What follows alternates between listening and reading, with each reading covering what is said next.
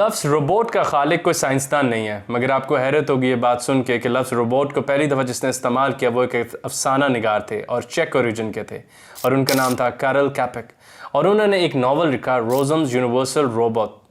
RUR، اور وہ یہ سوچنا چاہ رہے تھے کہ یہ جو لوہے کی بنی ہوئی مخلوق ہے اس کا کیا نام رکھا جائے، تو ان کے بھائی نے کہا کہ آپ اس کا نام روبوٹا رکھ دیں، جو سلوینک اوریجن کا ورڈ ہے جس کے معنی ہوتے ہیں مزدور، جبری مشقت کرنے والا، آپ کی خدمت گزار، یا کسی حد تک کہیں تو غلام۔ اس ناول میں کیپک نے ایک ایسی کمپنی کی بنیاد رکھی جو ایسے مزدور، ایسے ورکرز بناتی تھی جن کے اندر سب کچھ انسانوں والا تو تھا مگر روح نہیں تھی، اور یہی سے وہ ورڈ روبوٹا کی سے ایک انگلش ورڈ روبوٹ بھی بن جاتا ہے۔ اس نے تو ایک یوٹوپیا کا خواب دیکھا تھا، یعنی کہ ایک ایسی کائنات جہاں پر انسان آرام کریں اور کچھ مزدور ہوں، کچھ ایسے کام کرنے والے ہوں جو انسانوں کے بہاف پہ کام کرتے جائیں اور ان میں روح نہ ہو۔ لیکن آپ جانتے ہیں کہ کائنات میں کوئی بھی شے جس میں روح شامل نہ ہو، جس میں احساس شامل نہ ہو، وہ یوٹوپیا نہیں بن سکتی۔ اس کا احساس کے بغیر کوئی بھی شے اپنی بلندی پر نہیں پہنچ سکتی، اور ایسے ہی ہوا کہ روزمز یونیورسل روبوٹ کے جو روبوٹس تھے انہوں نے انسانوں کے خلاف بغاوت کا اعلان کر دیا۔ یہ رائٹر کے ذہن میں خیال کہاں سے آیا؟ اس زمانے میں 3 بڑی فیلڈز میں چینجز ہو رہی تھی، فزیولوجی، بایولوجی اور کیمسٹری، اور اس زمانے کی جو فائنڈنگز آ رہی تھی اس سے اس کے ذہن میں خیال آیا کہ ہم کیوں نہیں ایک ایسی مخلوق بنا سکتے جو انسانوں کی خدمت کرے لیکن اس میں بس روح نہ ہو، اور وہ ایک ڈوسائل سرونٹ کی طرح انسانوں کی خدمت کرتا رہے۔ اور اس نے ایک یوٹوپیا کا خواب شروع میں دیکھا، یعنی کہ اب انسان آرام کریں، جی ڈھونڈتا رہے، پھر وہی فرصت کے رات دن وہ تصور جانا کریں اور ان کے بہاف پہ کام کوئی اور کرے۔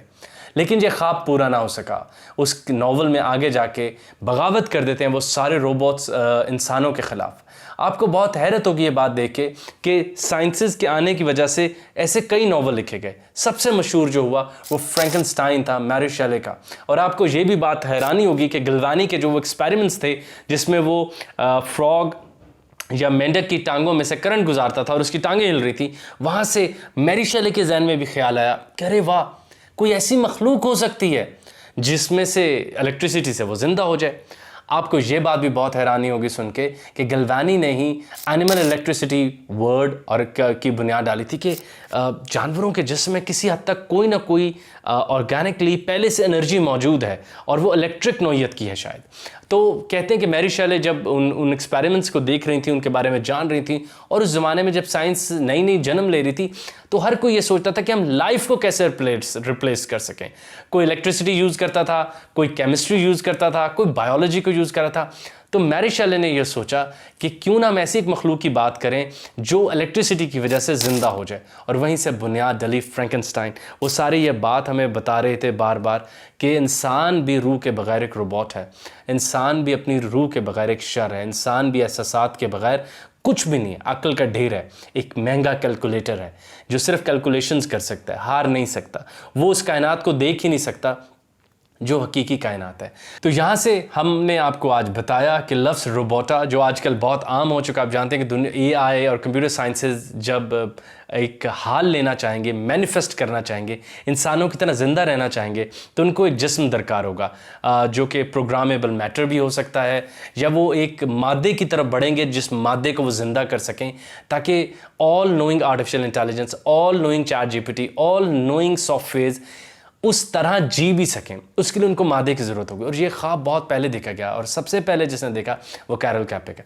آپ لوگوں کے علم میں ہوگا کہ میری پہلی کتاب مینیجرز ایز لٹل پرنس کی بنیاد بھی یہی ہے، یعنی کہ میں یہ جاننا چاہتا تھا کہ افسانہ نگاروں نے کیسے کیسے مختلف سائنسز کو بدلا۔ آج تو ہم ورڈ روبوٹا دیکھ رہے ہیں، لیکن میں نے جن سائنسز کو اس میں دیکھا ان میں فزکس شامل تھی، سائیکالوجی شامل تھی، اخلاقیات شامل تھی، اور حتیٰ کہ بزنس اینڈ مینجمنٹ سائنس شامل تھی، جن کو افسانہ نگاروں، شاعروں اور فکشن رائٹرز نے تبدیل کر کے رکھ دیا۔ اور آپ کو یہ بھی حیرت ہوگی بات سن کے کہ آج جب ہم artificial intelligence, computer sciences, robots کی بات کر رہے ہیں، روبوٹکس کی بات کر رہے ہیں، تو آپ کو یہ تھوڑا تھوڑا جو لوگ لکھاری ہیں، شاعر، ان کو یہ سن کے فخر بھی ہوگا کہ کسی سائنسدان، کسی سائنٹسٹ نے ورڈ دریافت نہیں کیا، مگر روبوٹا سلوونک لینگویج کا ایک ورڈ تھا جس کو استعمال کیا گیا، جس کے معنی غلام کے تھے، جبری مشقت جس سے کرا لی جائے، اور انہوں نے یہ لفظ استعمال کیا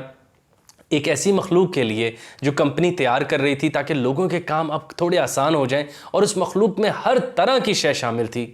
روح کے علاوہ۔